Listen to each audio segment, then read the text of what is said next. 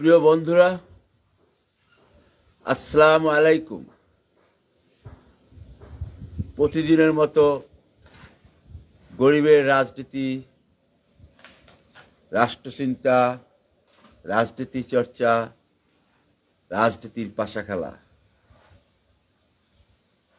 এসব বিষয় নিয়ে কিছু কথা আপনাদের সাথে বলে থাকি, শেয়ার করি। সেই ধারাবাহিকতা আজকে আবার শুরু করছি। অনেক প্রশ্ন আপনাদের সামনে আসে। আমরা সবসময় একটা সংকটকালীন পরিস্থিতির মধ্যে থাকি, তো এখনো আছি। সেই ধারাবাহিকতায় আমি যেমন আসি, তেমনিভাবে সেই সংকটকালীন পরিস্থিতির মধ্যে আমরা আছি। তো আমাদের জুলাই আগস্ট বা 5ই আগস্টের পর একটা ব্যাপক রাজনৈতিক এবং পরিবর্তন এখানে হয়ে গেল। তারপর ডক্টর ইউনূস সাহেবের অন্তর্বর্তীকালীন সরকার যাত্রা শুরু করল। তো ডক্টর ইউনূস সাহেবকে কেউ বিএনপির বেগম খালেদা জিয়া কিংবা আওয়ামী লীগের শেখ হাসিনা এদের মতো ভাবে না।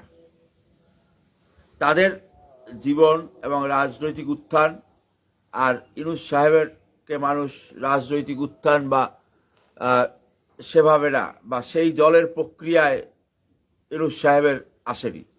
তিনি একটা বিশেষ মুহূর্তে বিশেষ কাজে এসেছেন, তার ব্যক্তিগত অন্য কাজ আছে, ক্যারিয়ার আছে।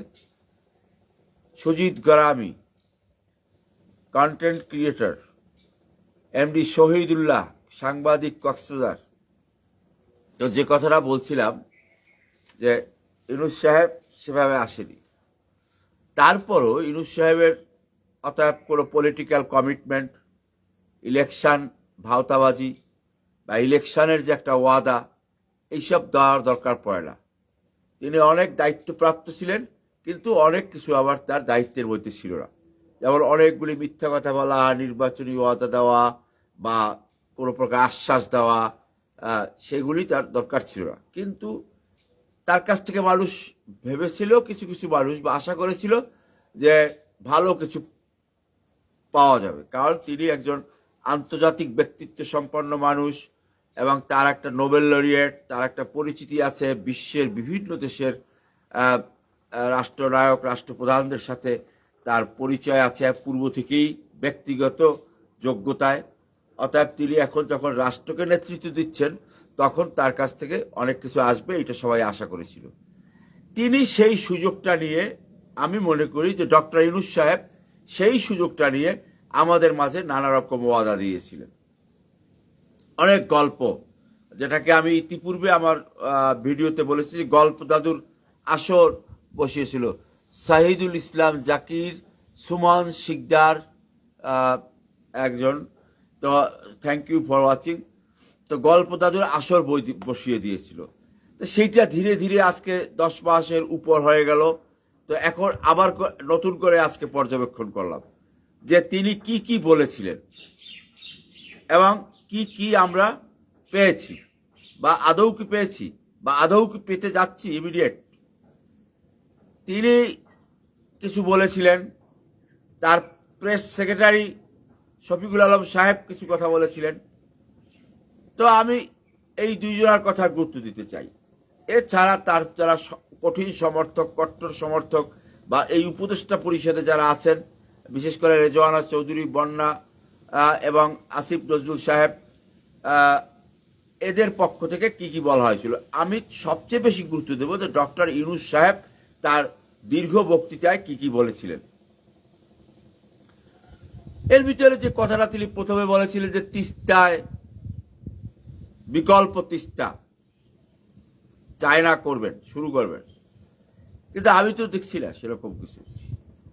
এখন আজকে দেখলাম যে চায়না সম্মত হয়েছেন। এতদিন শুনলাম তিস্তার কাজ শুরু হবে, এখন শুনলাম চায়না সম্মত হয়েছেন।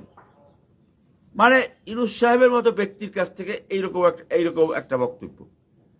এরপর শুনলাম কয়েকটা কথা, একটা মানে ব্র্যাকেটের মধ্যে আনতে চাই যে ফ্রান্স এত নার্স 2000 নার্স নেবে, অস্ট্রেলিয়া 2000 ডাক্তার নেবে, অমুক কাতার এত হাজার শ্রমিক নেবে, অমুক দেশ এই করবে সেই করবে, কই সেই যে একটা ম্যান পাওয়ার সেক্টরের কথা বিশাল বিবরণ দেওয়া হলো, সেইটারও তো কোনো অগ্রগতি বা কোনো প্রকার সূচনাও আমি দেখতে পাচ্ছি না।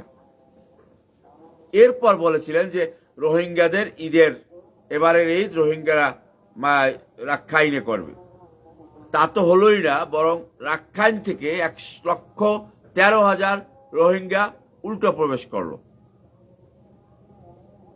আমাদের সমুদ্রকে তিনি উন্মুক্ত করে দেবেন, হ্যাঁ, এবং সমুদ্রের অভিভাবক হবেন, চায়না আসবেন, নেপাল আসবেন, ভুটান আসবেন, ভারতের 7 সিস্টার আসবেন, আমাদের বাণিজ্য বেড়ে যাবে, আমাদের অর্থনৈতিক প্রবৃদ্ধি বেড়ে যাবে। কই সমুদ্র, আমি তো কিছু দেখছি না। উল্টা আমাদের চট্টগ্রাম বন্দর আপনি বিদেশিদের হাতে তুলে দিলেন। পাশাপাশি আপনি আসার পরের মুহূর্ত থেকেই শুরু হয়েছে মব ভায়োলেন্স এবং লুটপাট, অরাজকতা, পলিটিক্যাল অরাজকতা, পলিটিক্যাল ডাকাতি, পলিটিক্যাল চাঁদাবাজি, অর্থাৎ অত্যন্ত বড় ধরনের চাঁদাবাজির ঘটনা এখানে ঘটে গেল। আমি তো তার ন্যায় বিচারটা পর্যন্ত দেখতে পারলাম না। এটা খুবই দুঃখজনক। এবং যেই আওয়ামী লীগে বা যেই শেখ হাসিনাকে দুর্নীতির অভিযোগে এবং তার এমপি মন্ত্রীদের লুটপাটের অভিযোগে অভিযুক্ত করা হয়েছে, সেই আপনার কলিগ বা আপনার উপদেষ্টা, আপনার সহকর্মীদের মধ্য থেকে কারো কারো বিরুদ্ধে অনেক অল্প সময়ের মধ্যে অনেক বড় অ্যামাউন্টের অভিযোগ আসছে, তার কোনো সুরাহা দেখতে পেলাম না। শহীদুল ইসলাম রিপন স্বরূপকাঠি থেকে রিপন বলছে, ছাত্রলীগের এখন যুবলীগের একজন সক্রিয় কর্মী, রাজু তালুকদার ফ্রম কাউখালী। তো যে কথাটা বলছিলাম যে দেখতে পারলাম, এবং উপদেষ্টাদের পিএস, স্বাস্থ্য উপদেষ্টার পিও এদেরকে দুদক নোটিশ করলো, এবং তারা আজকে হাজিরা দেওয়া, আজকে জবাব দেওয়ার কথা দুদকে, তারা তো দুদকে গেল না। এই যে একটা পরিস্থিতির সৃষ্টি হলো, এবং আপনি যেই কথাগুলি বললেন, সর্বশেষ যে কাজটা আপনি করলেন যে বিদেশি বিনিয়োগ আসবে এবং বিনিয়োগের বন্যা বয়ে যাবে, এবং শফিক সাহেব আকবরাইয়া বললেন যে চাকরির বন্যা বয়ে যাবে, এবং এমন একজন লোককে আনা, আশিক নামে একজন লোককে আনা হয়েছে, তিনি মানে ম্যাজিক। ইউনুস সাহেব, আমরা ম্যাজিক দেখতে চাই না, আমরা লজিক দেখতে চাই। আমি লজিক দেখতে চাই। আমি ম্যাজিকে বিশ্বাস করি না, আমি লজিকে বিশ্বাস করি। তারপর সেই থেকে এ পর্যন্ত কত টাকায় বিনিয়োগ এসেছে? আমি শুনেছি যে 1 টাকাও বিনিয়োগ আসেনি, বরং আগের চেয়ে বিনিয়োগ কমেছে। আওয়ামী লীগ বিএনপির মন্ত্রী, আওয়ামী লীগের মন্ত্রীরা, আওয়ামী লীগের এমপিরা, আওয়ামী লীগের নেতারা শেখ পরিবারের আত্মীয়স্বজন অনেক টাকা লুটপাট করেছে এবং সুইস ব্যাংকে টাকা রেখেছে, এটাই শুনে আসছিলাম। কিন্তু গত 10 মাসে সুইস ব্যাংকে টাকা রাখলো কারা? বাংলাদেশের টাকার পরিমাণ সুইস ব্যাংকে বেড়ে গেল, তাহলে সেইটা রাখলো কারা? আপনার যেহেতু আন্তর্জাতিক কানেকশন খুব ভালো, তাহলে আপনি সুইস ব্যাংকের কাছে জানতে চান যে এই তারিখ থেকে এই তারিখ পর্যন্ত যারা টাকা জমা রাখাচ্ছে তাদের একটা তালিকা, সেই তালিকায় আমরা দেখতে চাই যে কাদের নাম আসে। যদি 6 মাসে, 7 মাসে, 8 মাসে কোটি কোটি টাকা, শয়ে শয়ে, হাজার হাজার কোটি টাকা লুটপাট করা যায়, তাকে আওয়ামী লীগের পরিমাণ তার চেয়ে অনেক কম বলে অনেকে মনে করে। অর্থাৎ আপনার বিনিয়োগের যে মানে প্ল্যান, সেটা পুরোপুরি একটা ছিল মানে নির্বাচনী ওয়াদা বা একজন যেন তেন রাজনৈতিক নেতার মঞ্চের বক্তৃতার মতো। জাতিসংঘের মহাসচিবকে নিয়ে আপনি টেকনাফে গিয়ে রোহিঙ্গাদের যে সভায় রোহিঙ্গাদের ভাষায় আপনি যেভাবে বলেছেন যে পরবর্তী ঈদ রোহিঙ্গারা রাখাইনে করবে, সেটাও ছিল একটা ছেলে খেলার মতো। বাস্তবে তা না। করিডোর নিয়ে আপনার উপদেষ্টা, পররাষ্ট্র উপদেষ্টা প্রথম বলল যে করিডোর বিষয়ক একটা সম্মত হয়েছে, তারপর জাতিসংঘের নির্দেশে হয়েছে, তারপর অনেক দিন পর বললেন যে করিডোর নিয়ে আপনি মুখ খুললেন।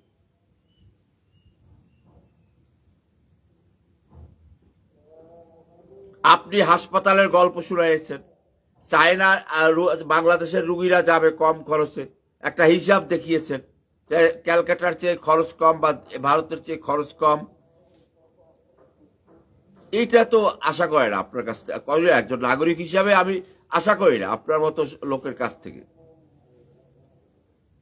এত হাসপাতাল হবে, লালমনিরহাট, নীলফামারী, মানে এই দেশ হাসপাতাল করবে, সেই দেশ হাসপাতাল করবে, এগুলি তো আমাদেরকে শোনানো হলো। কই, আমরা তো কোনো শব্দ পাচ্ছি না।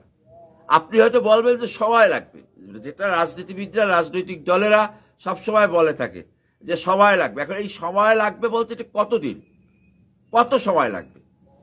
কিন্তু আমরা তো একটা আলামত দেখতে পাবো, কিন্তু আমরা তো কোনো আলামত দেখতে পাচ্ছি না। আপনি বলুন, আপনি 8ই আগস্ট শপথ নেওয়ার পর থেকে এ পর্যন্ত আপনি যা যা বলেছেন তার কি কিছুই হয়েছে? সংস্কার হয়েছে? সংস্কারের আলোচনা হয়েছে, কিন্তু সংস্কারের কাজটা সামনে আগায় নাই। এটা হলো বাস্তবতা। আপনি বলেছেন একটা নির্বাচন দিবেন, অনেকে মনে করে যে এটাই আপনার প্রধান কাজ, কিন্তু নির্বাচন কি ডেট দিয়েছেন, রোডম্যাপ দিয়েছেন? যেগুলি বলেছেন সেগুলি তো সময় এক এক ধরনের কথা বলেছেন। আপনি বলেছেন তিস্তার বিকল্প তিস্তা হবে, তা কি হয়েছে? তার কোনো আলামত দেখতে পেলাম? আপনি বলেছেন, আপনারা বলেছেন যে ভারতের সাথে আওয়ামী লীগ এই 15-20 বছরে অনেক গোলামি চুক্তি করেছে, তো জনগণ চায় যে সেই গোলামি চুক্তিগুলি বাতিল করা হোক। কিন্তু আপনি তো একটা চুক্তি বাতিল করলেন না, বরং আপনাকে ভারত 2টা থেকে 3টা চুক্তি বাতিল করে দিল। আপনার বিশেষ সহকারী এবং আপনার নেক্সট ম্যান আসিফ নজরুল সাহেব বলেছিলেন 25 লক্ষ ভারতীয় চাকরি করে, অথচ 26 লক্ষ, অথচ আমরা তো 1 লক্ষ ভারতীয়কে ধরতে পারলেন না। এখন মব ভায়োলেন্স সম্পর্কে একটা নতুন ব্যাখ্যা দেয়া হচ্ছে যে এটা প্রেসার গ্রুপ। এই মব ভায়োলেন্স একটা প্রেসার গ্রুপ হইতে পারে? এই ধরনের উম্মাদ মাতালরা রাষ্ট্র চালায়, এটা সম্ভব? এটা ঠিক আছে? আপনি ভাবতে পারবেন, আপনি হয়তো ভাবছেন না, আপনি হয়তো বুঝতে পারছেন না যে রাজনীতির আবহাওয়া যে কখন কোন দিকে টার্ন করে সেটা কিন্তু কোনো মানে আবহাওয়া অধিদপ্তর বা আবহাওয়াবিদরা বলতে পারে না। এই ভয়ঙ্কর তথ্যটা সম্পর্কে আপনাকে আমি অবহিত করতে চাই। ইমরান নাজির ছোয়া, কামাল হোসেন খান ফ্রম লন্ডন থেকে। তো এই যে রাজনীতির ওয়েদার, এইটা কিন্তু আবহাওয়া অধিদপ্তর বা কোনো আবহাওয়াবিদ বলতে পারে না। আপনি এমন কোনো একটা কাজ এই 10 মাসের মধ্যে জনগণের সামনে, এখন আপনি এনসিপির সামনে অনেক কিছু দিয়েছেন, তাদেরকে একটা নতুন রাজনৈতিক দল করতে দিয়েছেন, তাদেরকে আপনি অনেক আলাপ আলোচনার শীর্ষে নিয়ে গেছেন আপনার ব্যক্তিগত প্রচেষ্টায়, কিন্তু সেইগুলি না। আমি বলছি এই বাংলাদেশের নাগরিকদের সামনে আপনি এমন কোনো কিছু কি প্রেজেন্ট করতে পারছেন যার জন্য আমরা আপনার উপর বিশ্বাস রাখতে পারি, আস্থা রাখতে পারি? পারছেন? আইনের শাসন, ন্যায় বিচার, এ কোনোটাই কি কিছু হলো? প্রতিহিংসা, এটা ঠিক আছে, এইটা পারছেন, কিন্তু প্রতিহিংসা পরায়ণতা হলে এটা প্রতিহিংসা দিয়েই জবাব দেওয়া হবে। তখন এই পরিণতিটার দায়িত্ব বাংলাদেশকে বহন করতে হবে। অর্থাৎ আপনারা যে প্রতিহিংসার জবাব দিচ্ছেন, আবার অন্যরা আপনাদেরকে প্রতিহিংসার জবাব দেবে, তো এই প্রতিহিংসার মধ্য থেকে কি বাংলাদেশ সামনে এগিয়ে যেতে পারবে? এবং আপনি আপনার ব্যক্তিগত প্রতিষ্ঠান, আপনার ব্যক্তিগত ব্যাংক, বিমা, ব্যবসায়িক প্রতিষ্ঠান, নতুন লাইসেন্স, এইগুলির যতখানি সংস্কার করেছেন, রাষ্ট্রের কি তার কিঞ্চিত করেছেন?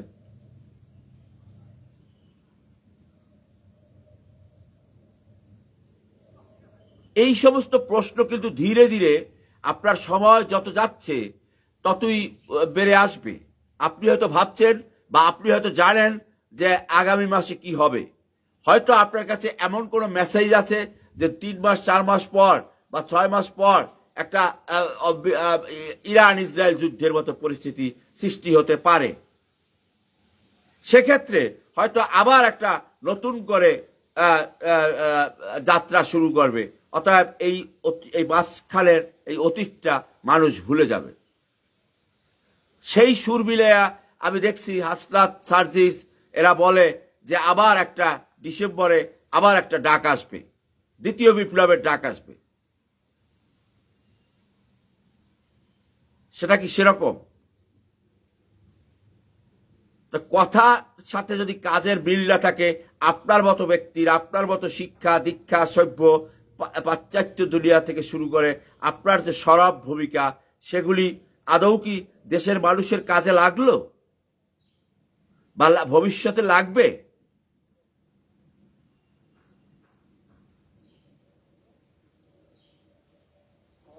নাকি এর পিছনে কোনো উদ্দেশ্য আছে?